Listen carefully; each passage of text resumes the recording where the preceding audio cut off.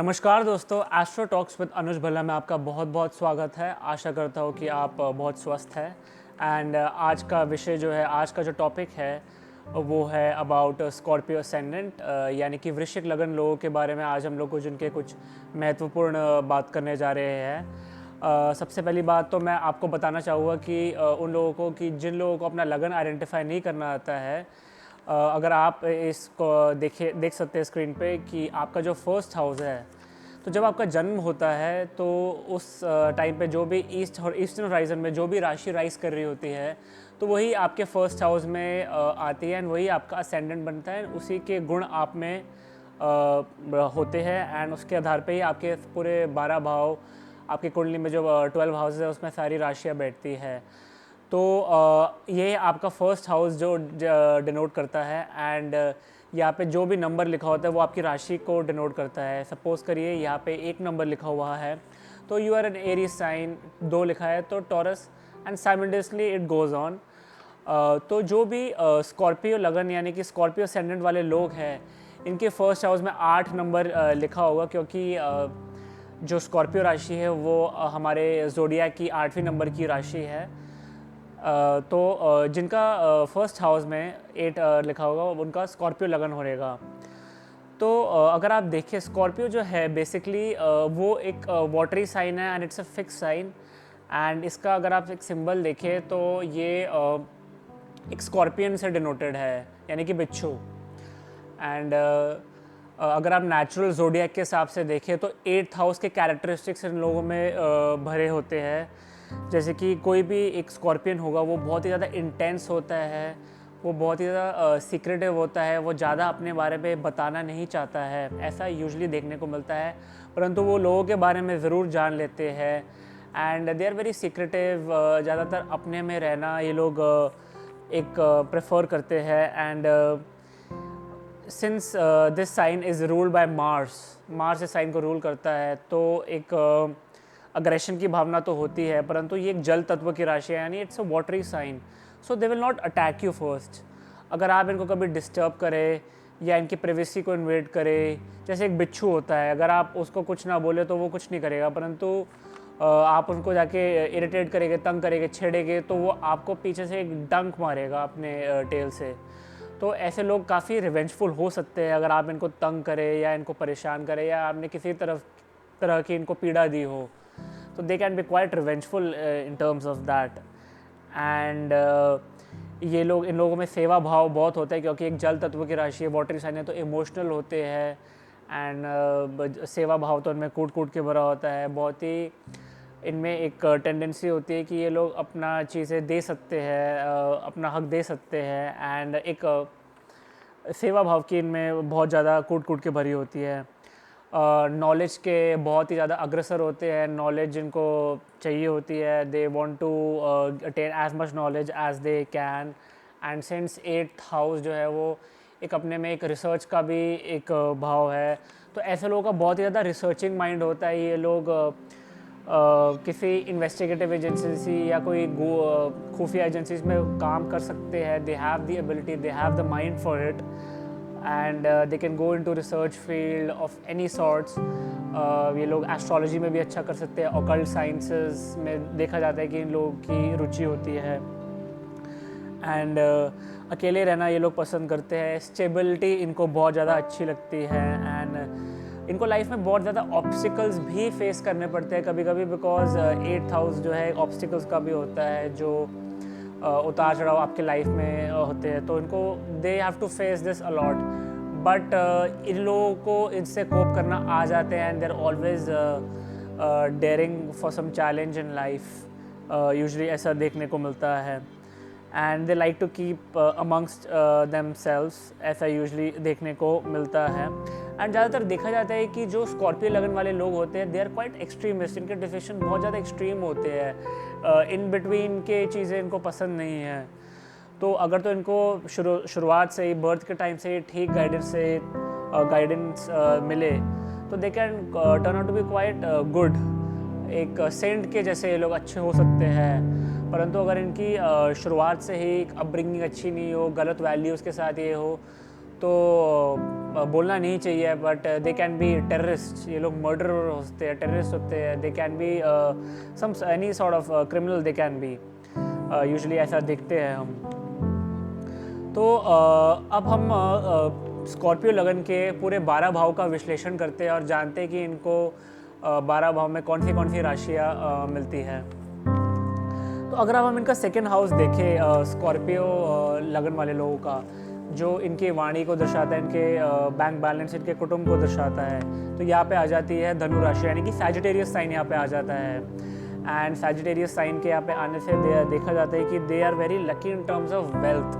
जो संचित धन इनको मिलता है, जो ये क्रिएट करते हैं, दे क्वाइट लकी, क्योंकि यहाँ पे जो नेचुरल जोडिया का 9 साइन आ गया है, विच denotes luck in itself, and Sagittarius is a very good sign, it's a very auspicious sign।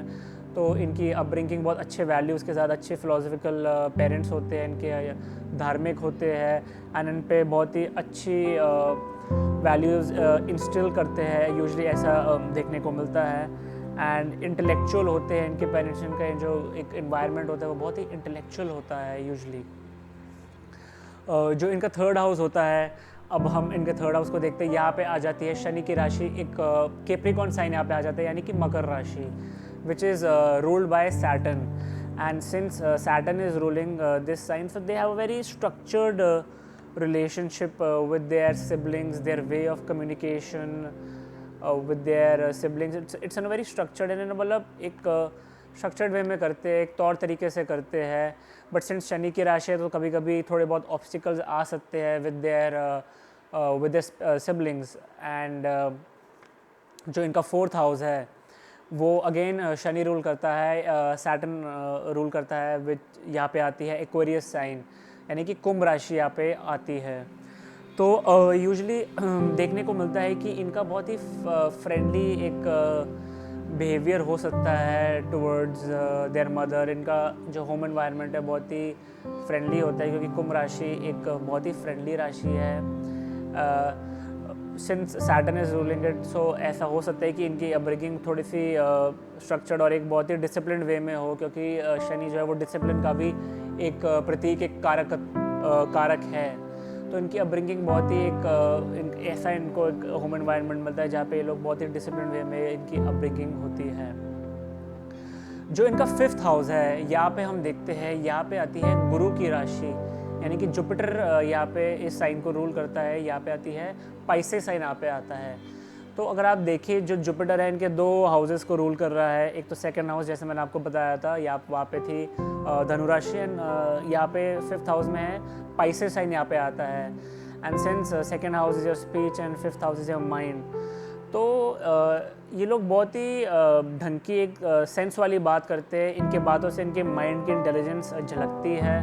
And since Jupiter is ruling both their these houses, इनका एक बहुत ही फिलोसफिकल माइंडसेट होता है, एक बहुत ही डीप बात कर सकते हैं, धार्मिक बातें कर सकते हैं, यूजुअली ऐसा देखने को मिलता है। And the way they bring up their children, because fifth house is also children, and यहाँ पे पाइसेस साइन आता है, तो इन लोगों के बच्चे भी, ये लोग अपने बच्चों में ऐसी वैल्यूज़ ही इंस्टिल करते हैं। अब हम देखते हैं इनका सिक्स्थ हाउस। तो आइए चलिए बात करते हैं अबाउट देयर सिक्स्थ हाउस। उससे पहले मैं ये आपको बताना चाहूँगा कि जो स्कॉर्पियो एक असेंडेंट है, स्कॉर्पियो इनके पहले हाउस में आता है, एंड इसी राशि में मून डेबिलेटेड हो जाता है, यानी कि चंद्रमा जो है इनका वीक हो जाता है इस साइन पे। तो यूजुअली ऐसे कभी कभी देखने को मिलता है कि ऐसे लोगों के दिमाग में कभी ऐसी फीलिंग्स आती है कि इनको अपने माँ से उतना प्यार नहीं मिला जितना मिलना चाहिए था, या ऐसा लगता है, उनको लगता हो कि इनके सिबलिंग्स को उनकी माँ का जो एक मदर का जो एक लव है, अफेक्शन है, वो ज़्यादा मिला हो। ऐसा यूजुअली इनके दिमाग में आता है कभी कभी। तो अब आइए इनके सिक्स्थ हाउस के बारे में बात करते हैं। Sixth house is again ruled by Mars. यहाँ पे आती है एरीज राशि, एरीज यहाँ पे आती है मेष राशि। And since Mars is ruling their लगन, यानी कि your first house, you yourself, and your sixth house which is the house of your obstacles, your enemies, your debt. तो यूजुअली कभी कभी देखने को मिलता है कि ये लोग अपने ही परम शत्रु बन जाते हैं। इनकी सोच जो है, इनका कभी कभी इनकी एनिमी हो सकता है। कभी कभी ये लोग अपने लिए ऑब्स्टिकल्स ज़्यादा एक क्रिएट कर लेते हैं। एंड सिंस यहाँ पे एक एरीज साइन आता है, तो they have the capability to destroy their enemies, they have the capability to give them a very tough time, because यहाँ पे एरीज साइन आता है and Aries is a very aggressive and a very fiery sign. तो ये लोग अगर आप you definitely don't want to be in their bad books, क्योंकि एक स्कॉर्पियो को अगर आप तंग करो तो they can really get back at you, usually ऐसा देखने को मिलता है। अब हम बात करते हैं इनके 7th हाउस के बारे में। 7th house is again ruled by Venus. यहाँ पे आता है टॉरस साइन, यानी कि वृष राशि।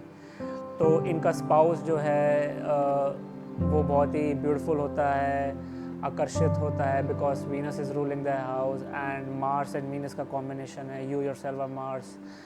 तो इन लोग ज़्यादातर वीनस रूल्ड राशियों से लोग ज़्यादा अट्रैक्ट होते हैं।